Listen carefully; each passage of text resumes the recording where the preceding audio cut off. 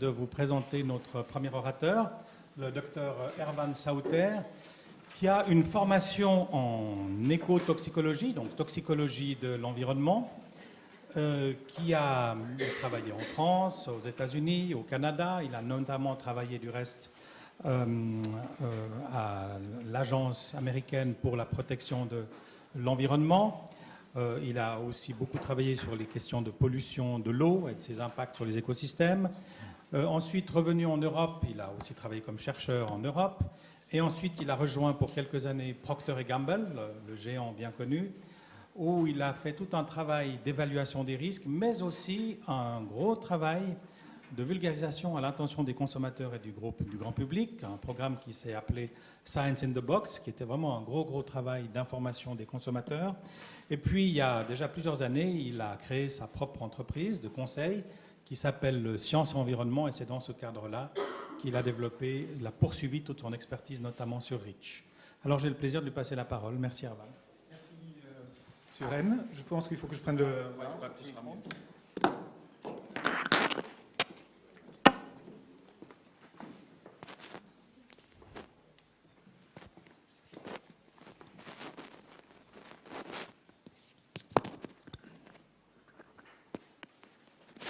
Voilà, ça marche comme ça? Oui. Très bien. Donc, merci bien sûr aux organisateurs de me donner cette opportunité de vous parler aujourd'hui dans cette réunion qui est effectivement assez importante, puisque ça traite d'un sujet, je pense, qui va mobiliser énormément de recherche et de moyens dans les années à venir, puisque aujourd'hui, tout ce qui est recherche au niveau réglementaire s'assure effectivement à mettre en place des systèmes qui permettent de faire une sélection entre les substances qu'on peut utiliser et qu'on peut relarguer dans l'environnement. Et puis maintenant, effectivement, vu l'accumulation de substances qu'on utilise, il y a nécessité d'aller beaucoup plus loin. Et ça fait partie effectivement de ces discussions. Donc aujourd'hui, je vais parler essentiellement de REACH, faire un survol, puisque REACH est quelque chose d'énorme. Et puis on m'a demandé également d'insister un peu plus sur l'approche environnementale du risque. Donc ce n'est pas vraiment les effets des cosmétiques sur l'environnement, ça demanderait une autre intervention, mais c'est plutôt comment est-ce qu'on évalue, dans le cadre de la réglementation REACH, l'impact de ces produits, alors pas uniquement cosmétiques, c'est aussi tous les produits chimiques qui sont sur le marché, dans le cadre de cette réglementation. Alors, si je ne me trompe pas, voilà, j'appuie là-dessus. J'ai pris ce schéma qui date un petit peu, qui était au début des discussions sur REACH, qui avait été mis par la Confédération sur le site web. Bon, la Suisse n'a pas pris REACH dans sa totalité, hein, elle a pris un certain nombre d'éléments de REACH, mais c'était un peu pour prévenir les gens en disant que, ben voilà, attention à cette réglementation, les choses vont changer de façon drastique, dans le sens où si vous n'avez pas de données, il n'y aura pas de marché. Et ça, c'est un changement qui est radical par rapport aux législations précédentes, où c'était aux autorités de démontrer un problème de sécurité vis-à-vis des substances. Donc bien sûr, les industriels devaient fournir des informations, mais c'était relativement limité au niveau enregistrement. On avait bien sûr la législation sur les nouvelles substances, et puis également sur les substances existantes, mais en 20 ans, je crois qu'il y a à peu près 5000 substances qui ont été évaluées. Et la Commission européenne a dit, bon, ça suffit, il faut changer cette situation-là. Et donc REACH est venu avec cette obligation maintenant pour les industriels de fournir un dossier extrêmement détaillé. Et s'ils ne sont pas capables de démontrer que la substance est sûre pour l'environnement et pour l'homme, ils ne peuvent pas accéder au marché. Donc c'est une situation complètement différente. Donc effectivement, si vous n'enregistrez pas, alors à l'époque il y avait le pré-enregistrement, je ne vais pas rentrer là dans ce détail-là, eh bien vous serez en dehors enfin vous aurez plus de business, tout simplement. Alors, bien entendu, il y a eu énormément de polémiques sur REACH. Hein. Il y a des gens qui considèrent que REACH n'est pas allé assez loin, d'autres qui considèrent que REACH est allé trop loin. Donc, je ne vais pas rentrer dans ce débat aujourd'hui. Je vais simplement vous présenter qu'est-ce qu'est REACH, et puis ensuite, après, à chacun de considérer que ça ne va pas assez loin ou ça va trop loin.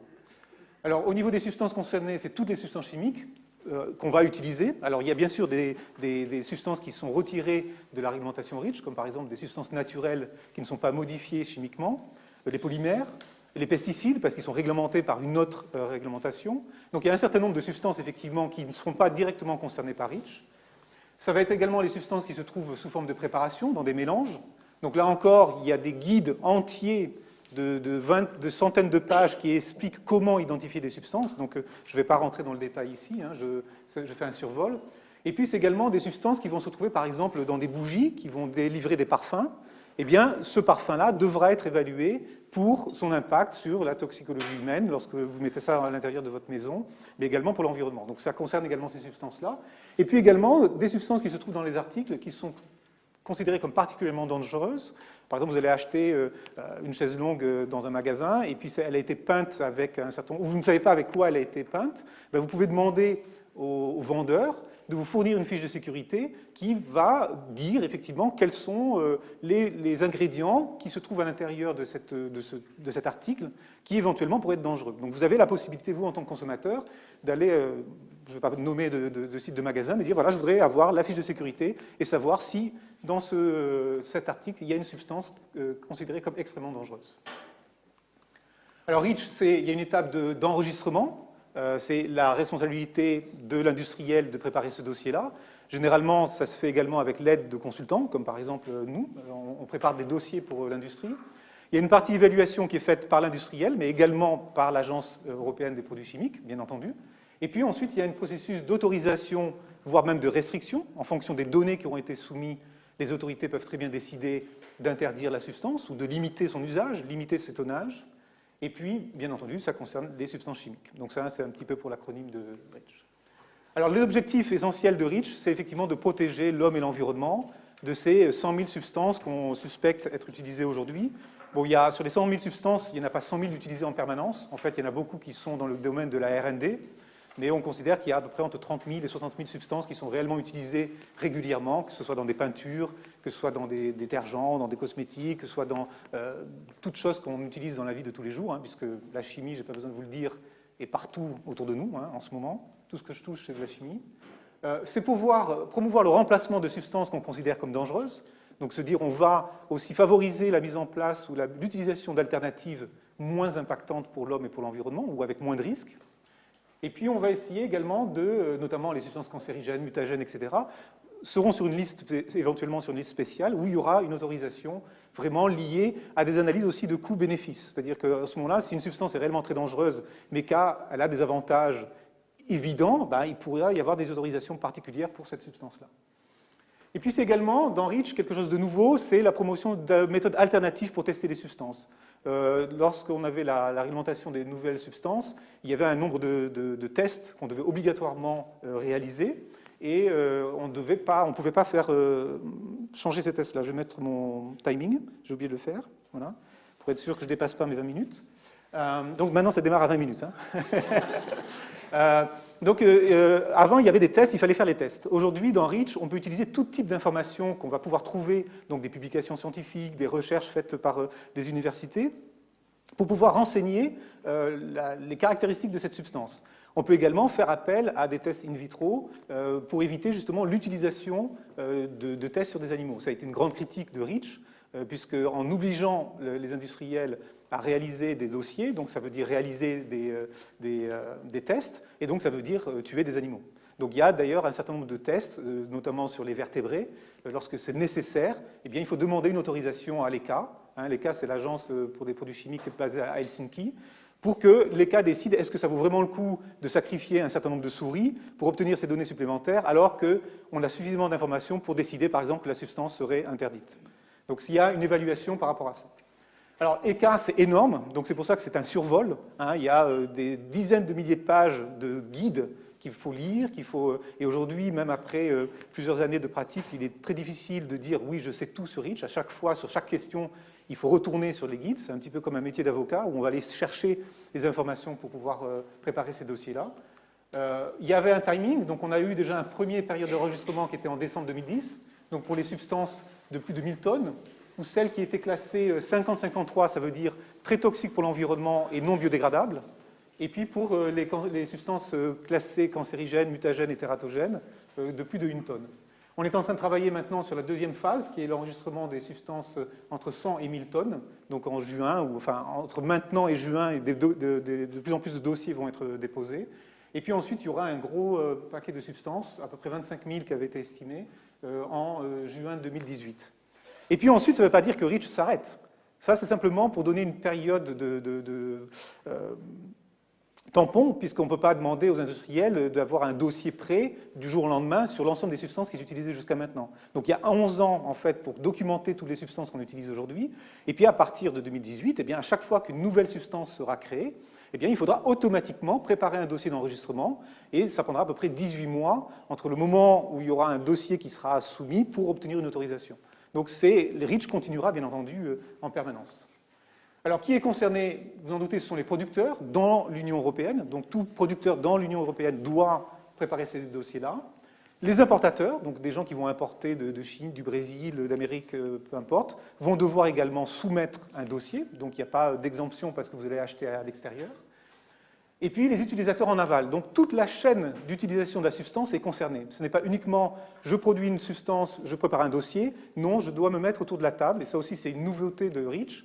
C'est l'obligation de mettre toutes les parties prenantes liées à la fabrication et à l'utilisation de la substance autour de la table et de préparer le dossier ensemble et de préparer ce qu'on appelle aussi des scénarios d'exposition pour toutes les utilisations possibles et imaginables de la substance. Alors, imaginable, c'est pas tout à fait correct, c'est toutes les substances, les usages actuels de cette substance-là doivent être enregistrés dans le dossier. Donc, c'est un travail de communication au niveau de l'ensemble de la chaîne d'utilisation qui est assez important. Par exemple, pour la Suisse, j'ai dit Suisse, la Suisse n'a pas pris REACH. En fait, la plupart des producteurs et des utilisateurs, des industriels suisses, sont bien obligés de se mettre en conformité avec REACH, puisque le marché européen reste un marché important pour eux, sauf ceux qui ne vendent qu'en Suisse.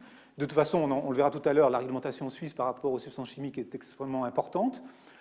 La Confédération a pris des éléments de REACH qui n'existaient pas, ou qui étaient peut-être plus intéressants, ou peut-être mieux formulés, pour pouvoir justement améliorer sa propre réglementation. Mais aujourd'hui, n'importe quel industriel suisse qui veut vendre dans l'Europe est obligé de soumettre des dossiers à l'ECHA. Et ça se fait dans le cadre de ce qu'on appelle des représentants uniques, c'est-à-dire qu'il faut qu'il y ait une personne légalement présente sur l'Europe qui va être le porte-parole ou la personne qui va déposer le dossier au nom de la société suisse.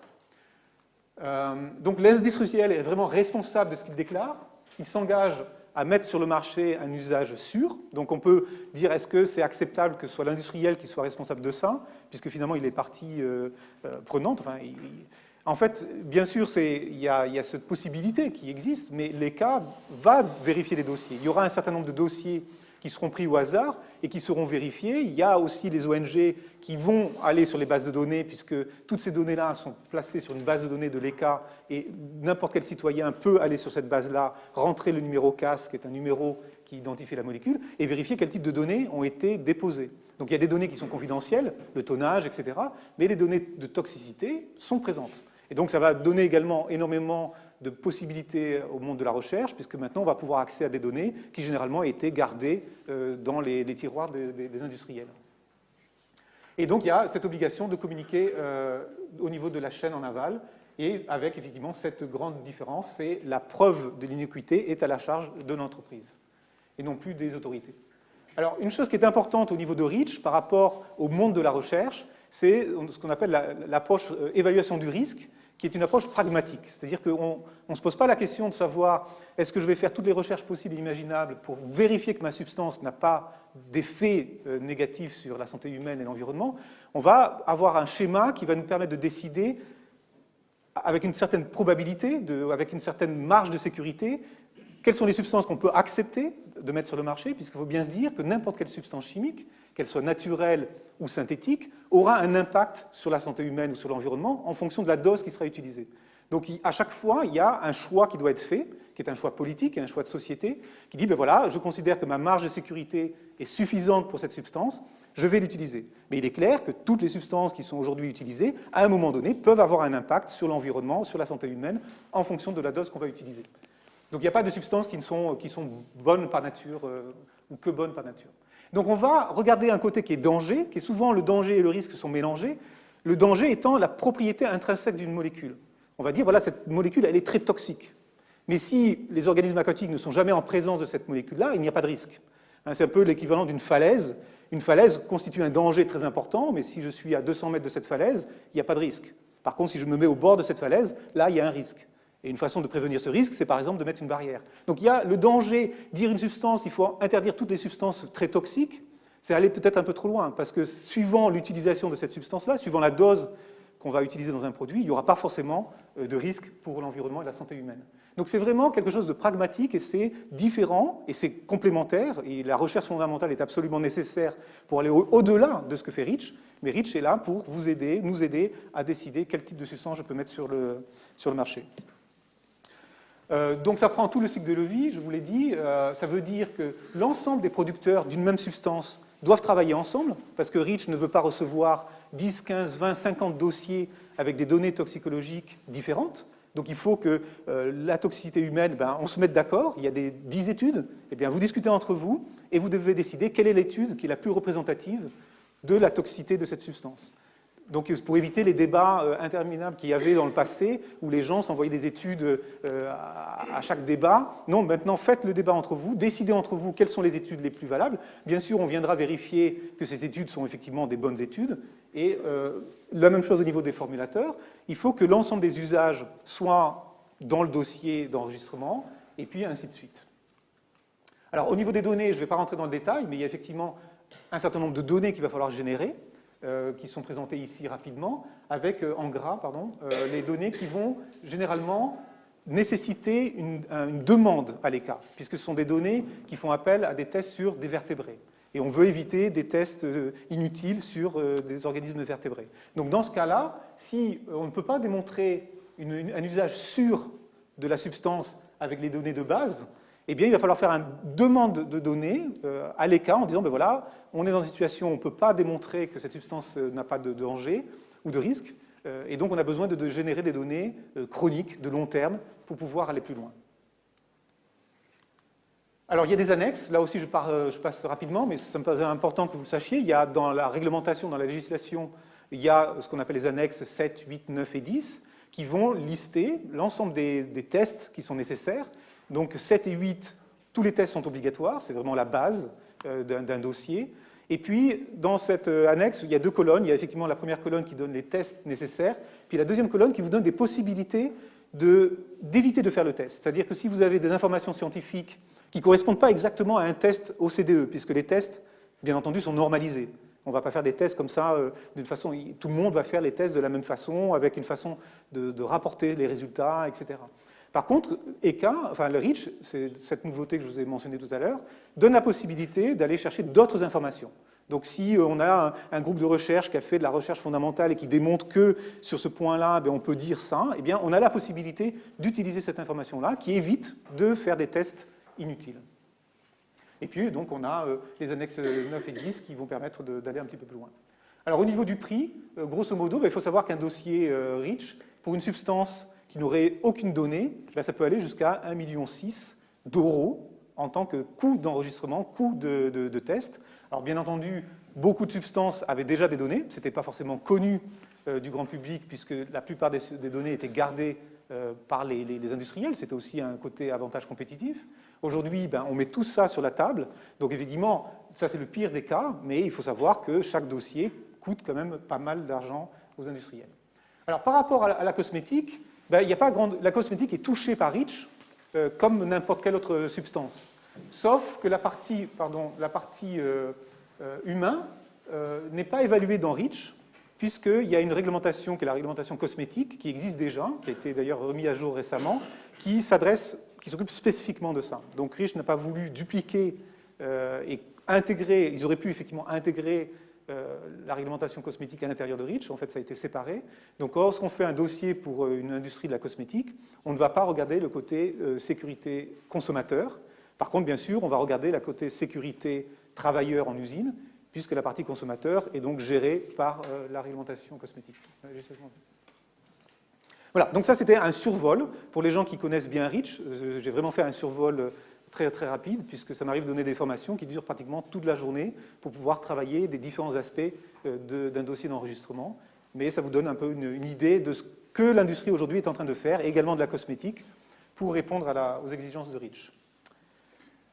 Donc maintenant, je vais commencer la deuxième partie, qui est plutôt l'évaluation du risque environnemental, dans le cas de REACH, mais de façon aussi plus globale.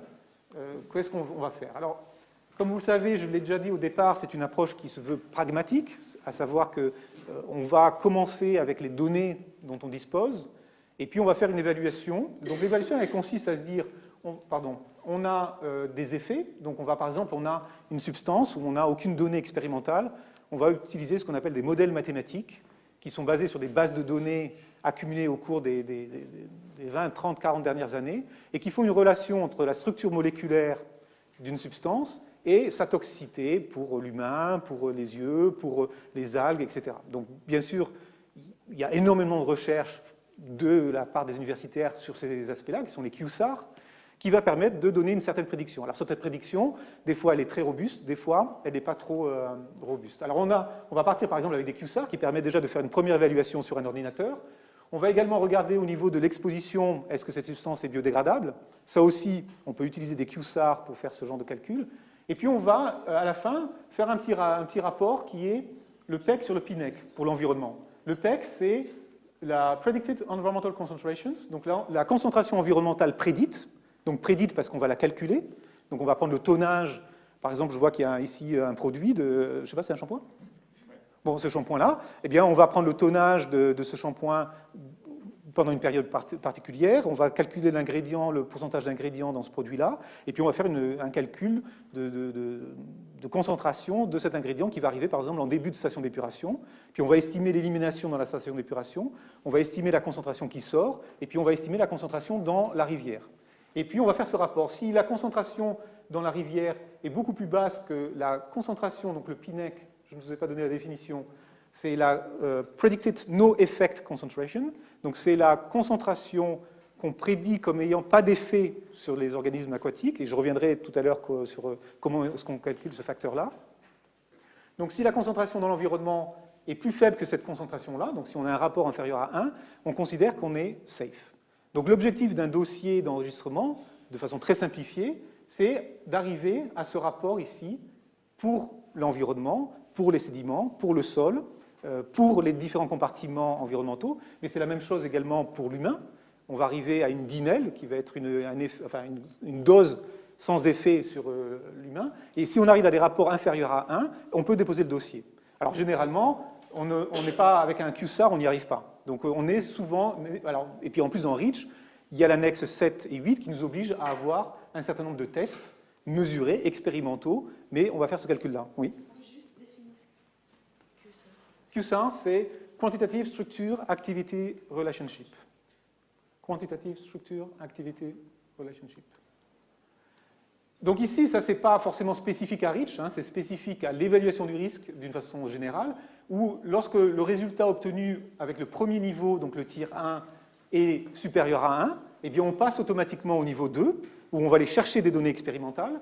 Si les premières données expérimentales, qui sont par exemple des données aiguës, donc des données de courte durée, démontrent que le rapport est largement supérieur à 1, on a la possibilité de s'arrêter, si on considère qu'on a suffisamment de confiance. Et puis, si par contre il est encore supérieur à 1, on va passer à de la toxicité chronique, etc. Donc ce n'est pas une démarche de recherche où généralement les chercheurs vont directement au niveau supérieur, c'est-à-dire qu'on se pose la question, voilà, mon écosystème, est-ce que finalement il ne va pas être impacté? Dans une réglementation, on va procéder par étapes successives, parce qu'à chaque fois, c'est des tests supplémentaires, c'est de l'argent supplémentaire, c'est du temps supplémentaire, et quand on a 100 000 substances à évaluer, eh bien, il faut avoir une approche qui est pragmatique. Alors, les tests, il y a des tests d'algues, d'invertébrés et de poissons, qui sont de courte durée, effectivement, 72 heures, ici 48 heures, ici 96 heures ou 96 heures. Alors, au niveau des algues, en fait, on peut considérer que c'est aussi un test chronique, puisqu'en 72 heures, les algues, qui vont se diviser toutes les 30 minutes ou 20 minutes, eh bien finalement, tout le processus de reproduction, entre guillemets, d'une algue va se reproduire des centaines de fois au cours de 72 heures. Donc, en fait, on a ici, avec les algues, à la fois une toxicité aiguë et une toxicité chronique. Par contre, au niveau des invertébrés et puis des poissons, effectivement, là, c'est une toxicité aiguë. Donc, on a ce genre de test. Ici, on a des daphnies. Ici, on a des algues. Et puis, donc, on va avoir des Erlenmeyer dans lesquels on va doser la substance à différentes concentrations. Et puis, on va déterminer ce qu'on appelle une LC50. Alors, maintenant, on a aussi les tests de toxicité chronique. Cette fois, on va prendre des daphnies sur 14 ou 21 jours, qui va nous permettre d'inclure la phase de reproduction, donc voir l'effet de la substance également sur tous les mécanismes, tous les métabolismes liés à la reproduction de l'espèce. Et puis pour le poisson, alors encore une fois, il y a plusieurs tests qui existent. On a des tests qui démarrent avec des œufs de poisson, des tests qui démarrent avec les poissons qui vont se reproduire, etc. Et là, on va, encore une fois, prendre l'impact de la substance sur l'ensemble du cycle de vie de la molécule. Alors pourquoi algues, poissons et invertébrés? Ça n'a pas été choisi au hasard, c'est parce que ça représente les 3 niveaux trophiques des écosystèmes les plus importants. Les algues sont les producteurs. À partir de la photosynthèse, ils vont fabriquer les premières masses carbonées de l'écosystème. Les invertébrés qui sont des herbivores, les daphnies sont des herbivores, elles vont manger les algues. Donc on va avoir le premier niveau de la chaîne trophique, et puis le poisson qui va manger l'invertébré, qui sera le deuxième niveau de la chaîne trophique. Donc on va avoir comme ça l'ensemble des éléments indispensables dans un écosystème.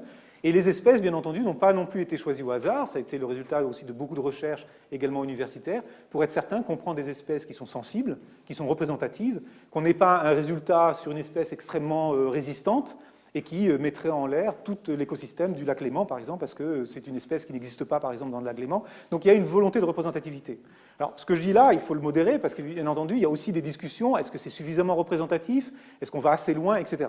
Alors, je vais parler des facteurs de sécurité qui vont répondre un peu à cette question-là. Au niveau du temps, ça va? Combien? 5-10 minutes, ok, c'est bon. Parce que finalement, je ne vois plus mon horloge.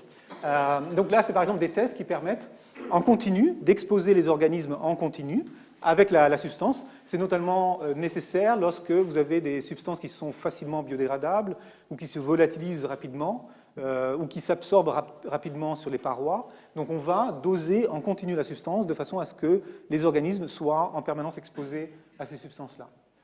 Et puis on va calculer ce qu'on appelle la EC50, c'est-à-dire qu'ici, sur ce graphe-là, en ordonnée, vous avez le pourcentage de mortalité, donc 100% de mortalité, et puis ici, on a les concentrations. Et on va avoir effectivement, au départ, on a le témoin, où il n'y a pas de substance, et puis on a la concentration 1, la concentration 2, etc. Donc pas d'effet. Puis les effets commencent à se sentir, et puis ici, on a 100% des poissons, des daphnies qui sont mortes. Et donc, on va pouvoir calculer ce qu'on appelle la EC50, qui est la concentration qui tue 50% de la population dans le test. On a également ce qu'on appelle la NOEC, qui est déterminée statistiquement, qui est donc la concentration sans effet sur l'espèce, et qui est liée aux statistiques, qui est donc liée à la variabilité des mesures qu'on va avoir entre les différents points. Il y a une autre méthode également, mais qui est beaucoup plus intéressante, mais qui consomme, entre guillemets, beaucoup plus de tests ou d'informations, qui est donc la distribution de l'ensemble des données de toxicité, soit aiguë, soit chronique, qu'on a sur une espèce, non pas sur une espèce, mais sur une substance. Et on va donc représenter cette distribution sous forme cumulative, et on va pouvoir dire, voilà, cette valeur-là va protéger 95% des espèces de mon écosystème. Mais pour pouvoir faire ce genre d'étude, il faut avoir au moins 10 données pour une substance liée par exemple aux espèces aquatiques pour pouvoir utiliser cette technique-là. Donc 10 données, c'est quand même pas rien à obtenir. Mais c'est certainement l'approche la plus intéressante au niveau de la détermination de ces valeurs-là. Alors quand je vous parlais, donc on fait ces valeurs, on a la EC50 ou la NOAC, et on se dit mais bon, c'est pas suffisant de définir ça comme une valeur qui va protéger l'environnement. Effectivement, et c'est là où les facteurs de sécurité interviennent. On va avoir, par exemple, si on utilise des QSAR, eh bien, la valeur qu'on va obtenir du QSAR, on va la diviser par 10 000. Et c'est cette valeur divisée par 10 000 qui représente la PINEC, dont je vous ai parlé tout à l'heure. Cette fameuse concentration qu'on ne doit pas dépasser dans l'environnement. Donc oui, ce sont des tests expérimentaux qui peut-être simplifient la complexité des écosystèmes, mais les facteurs de sécurité sont là pour dire, ben voilà, on va se donner une marge pour réduire ça. Alors si on n'a que des valeurs de toxicité aiguë, eh bien, on va prendre la plus faible valeur de la EC50, et cette plus faible valeur, on va la diviser par 100.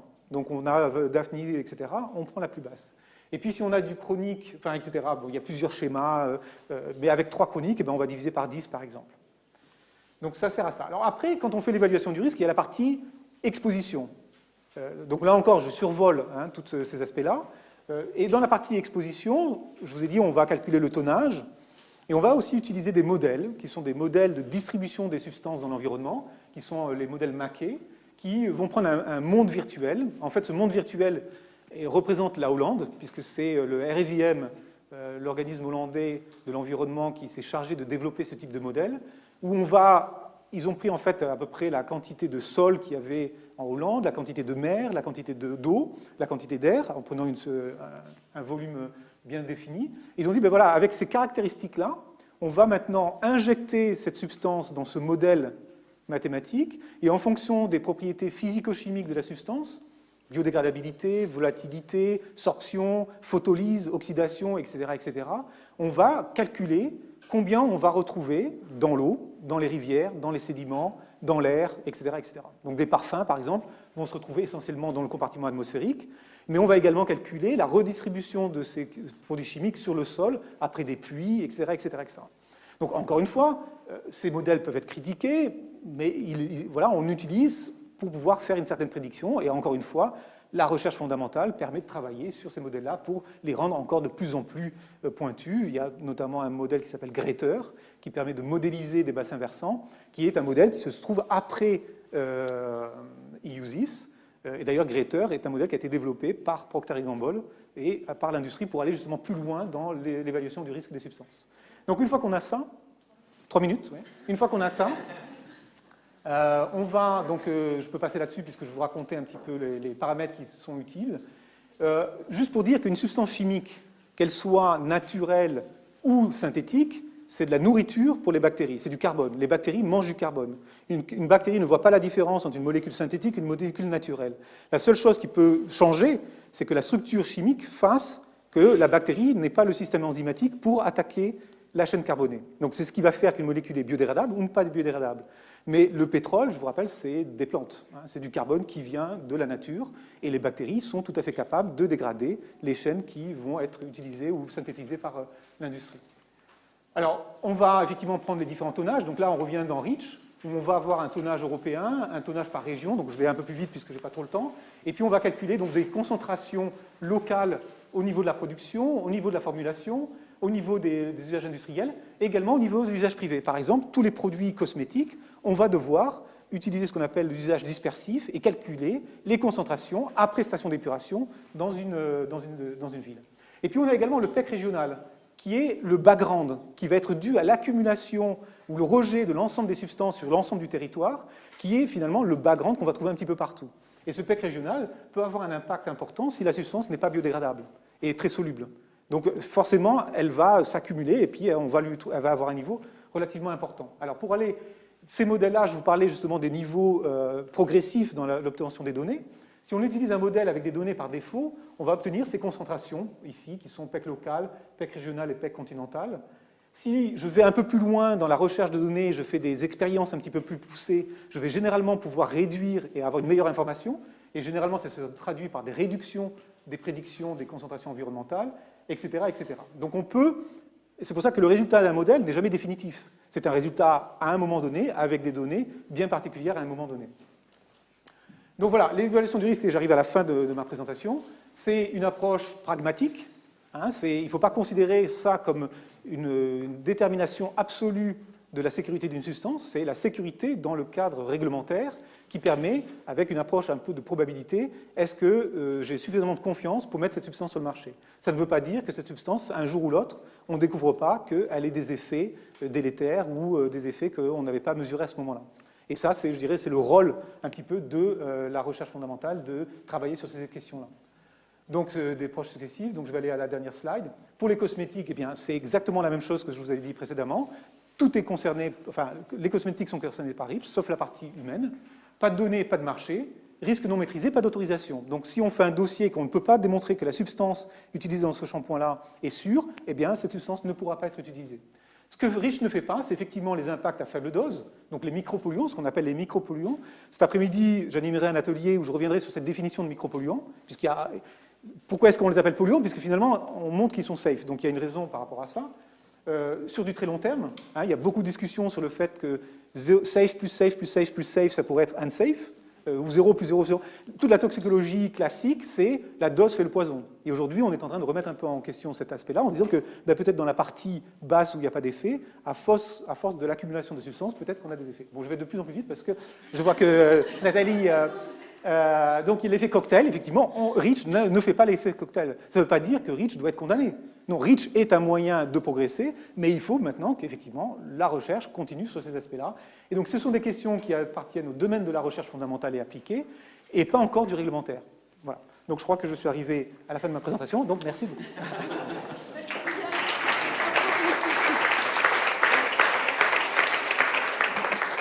Merci à Juan de pouvoir survoler les bases de REACH en une demi-heure. Parfait. Parfait. Donc, tu peux rester là, on va prendre quand même une ou deux questions. On a le temps de compréhension, on aura le temps pour une discussion plus tard. Mais si vous avez une ou deux questions de compréhension, est-ce que quelqu'un a... Oui.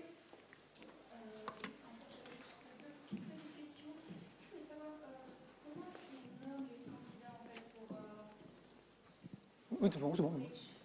Les candidats? Comment est-ce qu'on nomme les substances candidates pour REACH? Ben, toutes les... Comment elles sont définies, Est-ce qu'elles ont un nom?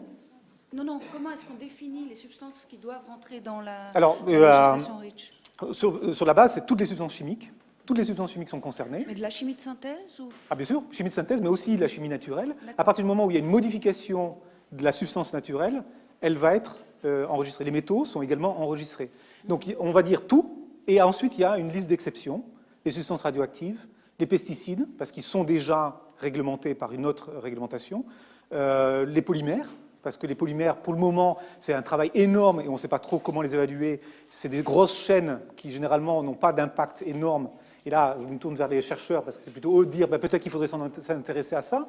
Donc voilà, c'est toutes les substances, et ensuite, il faut aller sur le site. Il y a d'ailleurs un outil qui s'appelle le navigateur, qui permet à un industriel de naviguer à travers un certain nombre de questions et de définir à la fin ses responsabilités. Donc il y a énormément d'outils, mais c'est compliqué. Hein. Il y a aussi l'identification de la substance, la définition, enfin, c'est lourd, c'est pas simple. Merci. Et puis, juste une deuxième question. Est-ce que, selon vous, cette limite de tonnage, en fait, n'est pas problématique? Je pense aux nanomatériaux, par exemple, où on produit des tonnages qui sont forcément faibles parce qu'ils ont un effet plus important. Est-ce que cette limite de tonnage dans REACH n'est pas une espèce de trou ou une lacune? Une tonne, la limite au-delà de 1 tonne. Je pense que les nanoparticules, on va revenir tout à l'heure D'accord. avec Ouais. M. Decker. Donc, je pense Encore une fois, qu'on va c'est revenir à cette question-là. Mais quand même, pour répondre, c'est une question d'approche pragmatique. C'est-à-dire que si on avait mis toutes les substances, ce serait énorme. Donc, probablement, encore une fois, c'est 1 et au-dessus de 1 tonne, tout sera fait. Il est possible que la Commission revienne là-dessus et dise maintenant, on va peut-être rajouter quelque chose pour les substances en dessous de 1 tonne. Mais il y a des gens les nanoparticules sont prises en considération, pas encore, mais il y a des discussions pour savoir comment est-ce qu'on va évaluer ça. Absolument. Merci. J'ai juste une petite question. La toxicologie humaine, donc elle n'est pas évaluée par REACH, elle est évaluée par une autre législation. Je sais, mais c'est quoi qu'ils évaluent en toxicologie humaine pour les cosmétiques? Ah ben ça va être, alors je pense qu'il y a des gens qui sont plus spécialisés que moi, parce que moi je suis de l'environnement, je m'occupe de la partie environnementale, mais de toute façon, on le fait quand même dans REACH parce qu'on doit assurer la sécurité des travailleurs, donc ça va être l'effet sur la peau, les allergies, l'irritation sur les yeux, l'inhalation, tous ces aspects de reproduction, de toute la toxicologie classique, et de toute façon dans REACH, on aura les données liées à la toxicologie humaine, puisqu'on doit faire l'évaluation pour les travailleurs. Par contre, on ne va pas faire l'évaluation pour les consommateurs, puisque l'évaluation pour les consommateurs se fait dans le cadre de la législation. Mais les données, on les collecte, on les évalue, et si tu vas sur le site de l'ECA, tu trouveras les données.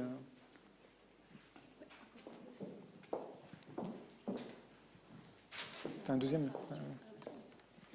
Oui, donc REACH va fournir beaucoup de données. Donc vous avez parlé que donc, ces données allaient être centralisées dans des bases de données. Je voulais savoir si donc il y avait un organisme qui était dépositaire de ces bases de données, qui allait tenir à jour ces bases de données, et comment, je dirais peut-être au niveau européen, les gens pouvaient avoir accès. Est-ce qu'il y a une réelle transparence de ces données? Est-ce que les industriels ils jouent le jeu? Voilà. Comment c'est organisé tout ça? Tout à fait. Vous avez le site de l'ECA, vous tapez ECA, E-C-H-A. Et puis vous arrivez sur, donc c'est le site de l'Agence européenne des produits chimiques, Ouais. et puis vous avez accès ici à la base de données de toutes les substances qui ont été enregistrées aujourd'hui. Toutes les substances qui ont été préenregistrées. Pour cette période de 11 ans, il fallait que les industriels préenregistrent leurs substances, sinon ils ne pouvaient plus l'utiliser. Donc toutes les substances utilisées aujourd'hui ont été préenregistrées, sans données.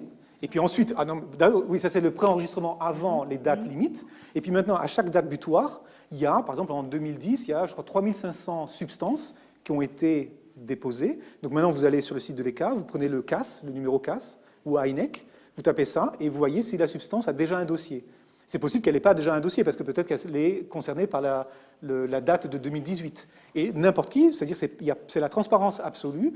Vous avez l'ensemble du dossier qu'on appelle EUCLID, qui est la base de données dans laquelle les industriels rentrent les données, et vous y avez accès. Et donc, vous voyez la valeur de toxicité, les arguments, et il y a des ONG qui, aujourd'hui, passent leur temps à analyser cette base de données, interpréter, faire du lobbying avec la Commission en disant « oui, on a vu que blablabla ». Donc c'est totalement transparent. Ce que vous n'avez pas, c'est le tonnage.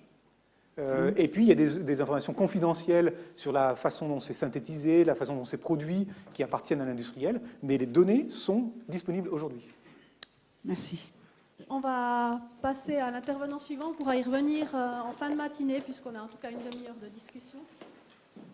Merci, Erwan.